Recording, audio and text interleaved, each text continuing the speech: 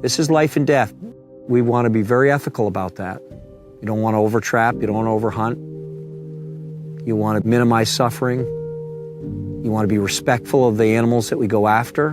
When I walk up to an animal and I have to dispatch it, there's always a little sadness and there's always a little prayer. In the end, I know that what I'm doing is helping the remaining animals. And it's not wasteful. I'm using the hides, I'm using meat. The last thing I want to do is see an animal suffer. So we strive as trappers to use the best, most up-to-date humane methodologies that we can.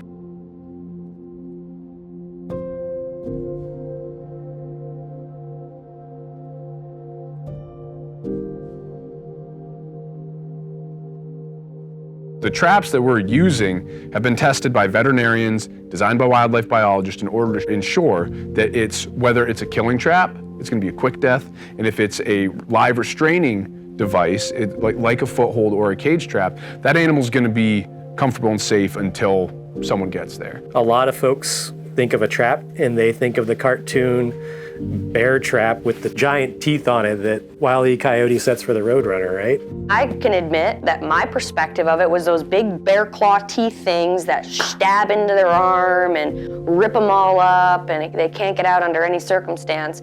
That was my perspective, and that was wrong. Did those exist at one point?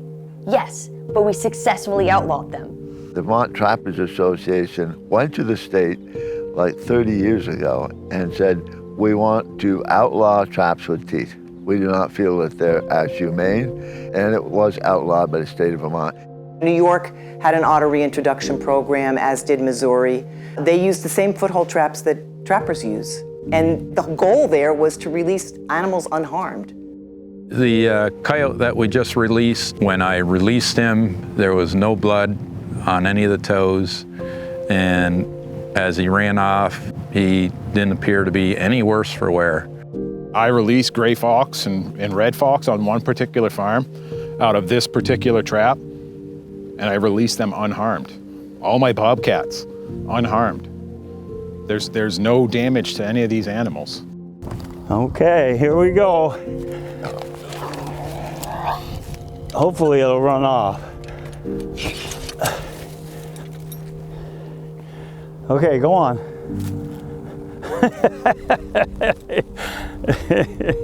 We did a coyote research project in the 1980s.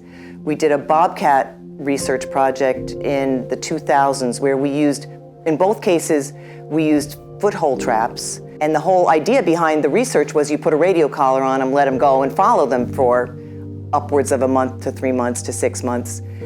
And in almost all cases, those animals went on with their lives with no indication that the trap had caused any damage. With the skunks, I've got the cage traps. These are 8x8 cage traps, double doors. I can set them right up against the building so that they have no choice but to go into it. If a stray cat gets in there, I can release it. This is what they classify as a dog proof. They hold, they don't hurt or anything. It's more like a handcuff for them. Because of the way they're designed, a dog or a cat won't get their foot in there and be captured. So you can be right on someone's front lawn and take care of these coon. I can release a raccoon out of this trap unharmed. And that's the best part. You know, I can be totally selective as to which animals I'm going to take out of the population. There's this idea that traps are indiscriminate. They will catch anything, and it's just simply not the case. We're using specific baits, specific size traps, and specific placements of those traps to make sure that the animals that we're targeting are the only animals that we're catching. If you are trapping in an area and you want to catch fox, but you don't want to catch coyote, you want to exclude coyotes, right? Well, a fox is a much smaller animal. So you use a smaller trap and set it closer to the hole. Then you have effectively eliminated the probability of capturing a coyote. This is a 330 conibear. This is mainly what I use to catch beavers with. It's quick, it's humane. Come on! Hey! Nice! Wow, beautiful beaver. Nice beaver. Perfect catch right here. You know that animal didn't suffer for a second. It was instantaneous, just like a mouse trap. These traps, that we use are highly selective in what they catch. It's only going to catch a large animal like a beaver or an otter. A muskrat could swim right through there and never hit the trigger. This was the exact, not just the species, but the size of that species that we were targeting with this set. $42 million and 3 decades went into ensuring that traps are as humane as possible, that they have the lowest possible risk of injuring animals as they are captured in them.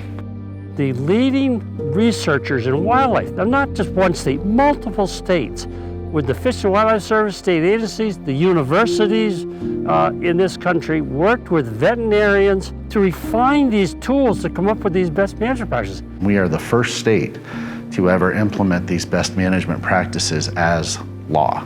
The important thing is to do it in a responsible, ethical manner, under a well-managed system with biologists that are monitoring wildlife populations so that we don't overtrap, we don't overhunt.